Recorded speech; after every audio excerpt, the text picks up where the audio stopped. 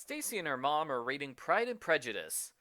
I don't think Stacey and her mom paid much attention to the book because they say Lizzie's the proud one who snubs Darcy first at a party where he's surrounded by suitors.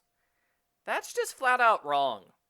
Darcy is the proud one who insults Lizzie first while he's hiding in a corner by himself.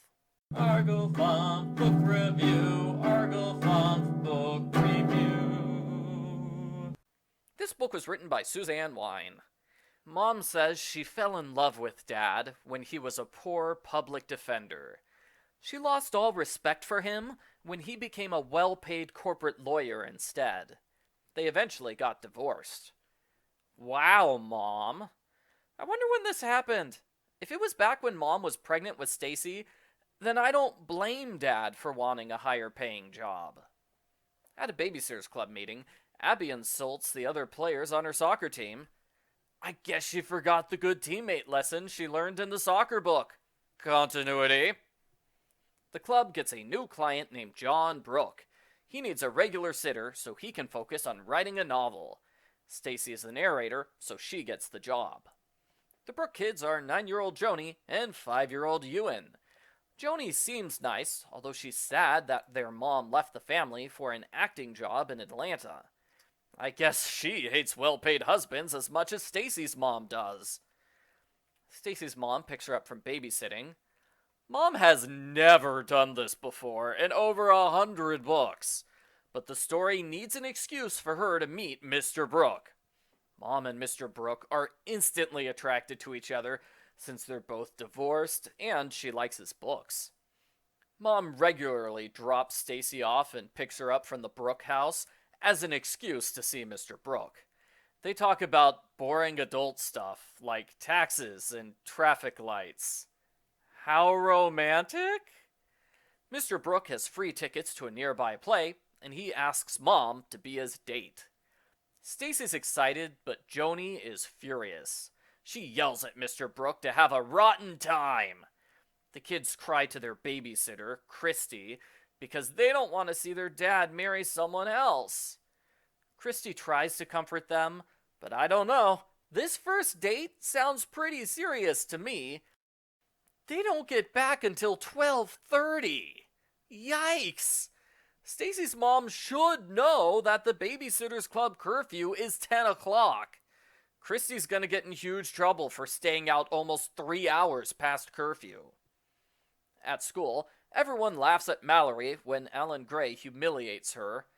Mallory confesses that she wants to change schools. Everyone assumes she'll switch to the same private school that Shannon attends, but no, Mallory is thinking of going out of state. Run away, Mallory. Run. Run away and never return. Joni refuses to talk to Stacey again, which makes babysitting a little awkward. Stacey tries getting Mr. Brooke involved, but that doesn't help.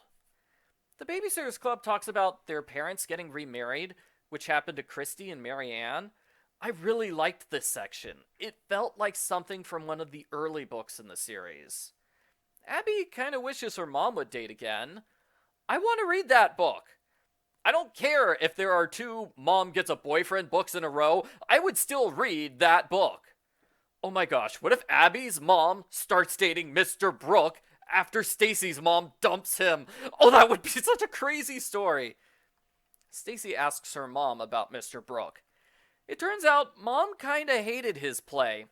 It has unoriginal dialogue, the main character is clearly based on himself, and he has bad ideas about human nature.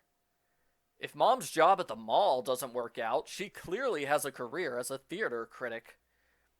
The 2 families have dinner at a restaurant together. Joni interrupts Mom and insults her regularly. Joni runs away and cries when her dad scolds her. Then Mom does the thing where she wants him to go after Joni, but she doesn't want to say it out loud, so she drops a hint and gets mad at him when he doesn't pick up on it, because it's clearly his fault she's not speaking directly. Mom, you saw his play. Understanding subtext is clearly not one of Mr. Brooke's skills.